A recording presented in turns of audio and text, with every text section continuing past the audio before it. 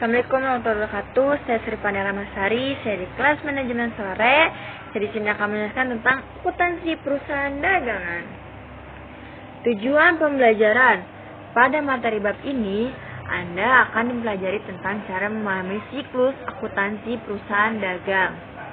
Setelah mempelajari bab ini, Anda diharapkan mampu melakukan catatan transaksi atau dokumen ke dalam jurnal khusus, melakukan posting dari jurnal khusus ke buku besar, menghitung harga pokok penjualan, membuat ikhtisar siklus akuntansi perusahaan dagang, serta membuat jurnal penutupan.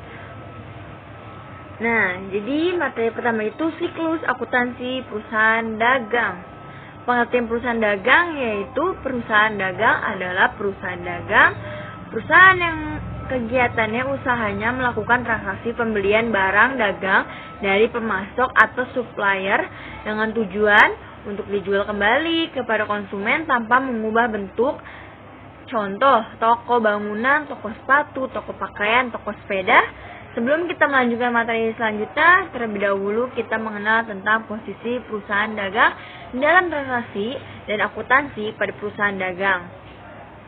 Nah, posisi perusahaan dagang dalam transaksi itu ada dua, perusahaan dagang itu ke konsumen dan ada yang produsen.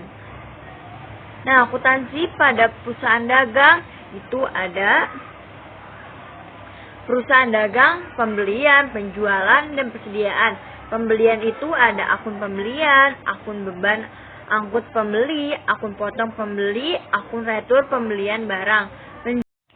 Penjualan itu ada akun penjualan, akun retur pembelian, akun pemotongan penjualan, akun beban angkut pembelian, dan persediaan itu ada akun persediaan barang dagangan. Nah, terus akuntansi pada perusahaan dagangan. Akun pembelian adalah akun yang harus digunakan untuk menampung aktivitas pembeli barang dagangan perusahaan. Akun penjualan adalah akun yang hanya digunakan untuk menampung penjualan barang dagangan perusahaan. Akun persediaan adalah untuk menunjukkan jumlah barang dagang yang dimiliki perusahaan pada awal atau akhir periode akuntansi tertentu. Akun perusahaan dagang itu ada harga pokok, penjualan atau HPP. Digunakan untuk menampung harga pokok atau harga beli barang yang dijual dalam suatu periode akuntansi. Dan yang kedua itu ada akun potongan penjualan, potongan atau potongan tunai. Digunakan untuk menampung jumlah diskon atau pengurangan yang diberikan oleh pihak penjualan kepada pelanggannya karena telah membayar secara tunai ataupun dalam waktu yang telah ditentukan. Nah, akun-akun perusahaan dagang, ada akun retur penjualan dan digunakan untuk menampung sejumlah barang yang telah dijual tetapi dikembalikan oleh pihak pembeli karena ada ketidaksesuaian pesanan. Akun potongan pembelian digunakan untuk menampung sejumlah diskon yang telah diberikan oleh pihak produsen atau supplier kepada pihak pembeli karena telah membayar secara tunai atau dalam waktu yang telah ditetapkan. Akun-akun perusahaan dagang yaitu ada beban pemasaran digunakan untuk penampung keseluruhan beban yang dikeluarkan perusahaan untuk menjual dan mendistribusikan barang dagangnya hingga sampai ke tangan konsumen.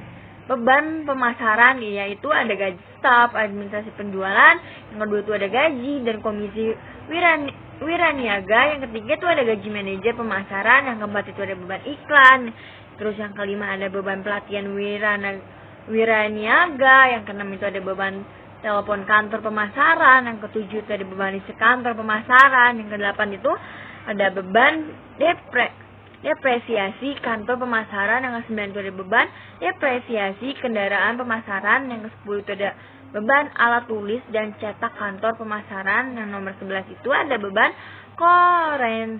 korespondensi, yang ke-12 itu ada beban angkut, yang ke-13 ada contoh barang gratis, yang ke-14 itu ada beban gudang, yang 15 itu ada beban pengepakan dan pengiriman, yang nomor 16 itu ada beban penagihan, yang 17 itu ada macam-macam beban pemasaran. Beban administrasi dan umum digunakan untuk menampung keseluruhan beban organisasi, operasi kantor guna perencanaan dan pengendalian secara umum. Beban administrasi dan keuangan itu ada 12. Yang pertama itu ada gaji staf administrasi, yang kedua itu ada gaji manajer dan direktur, yang ketiga itu ada beban sewa kantor, kendaraan, dan sebagainya. Yang keempat itu ada beban urusan hukum, yang kelima itu ada beban korespondensi, yang nomor 6 itu ada beban telepon, kantor administrasi, yang ketujuh itu ada beban listrik, kantor administrasi, yang kedelapan itu ada beban bunga, kredit, yang ke-9 itu ada beban alat tulis dan cetak kantor administrasi, yang ke-10 itu ada beban depresiasi gudang kantor administrasi, yang ke-11 itu ada beban depresiasi kendaraan, yang ke-12 itu ada macam-macam beban administrasi dan umum. Demikian pengenalan mengenai posisi perusahaan dagang dan akuntansi pada perusahaan dagang. Untuk akun-akun pada perusahaan dagang akan dijelaskan lebih detail di materi akun-akun perusahaan dagang. Demikian dari saya. Wassalamualaikum warahmatullahi wabarakatuh.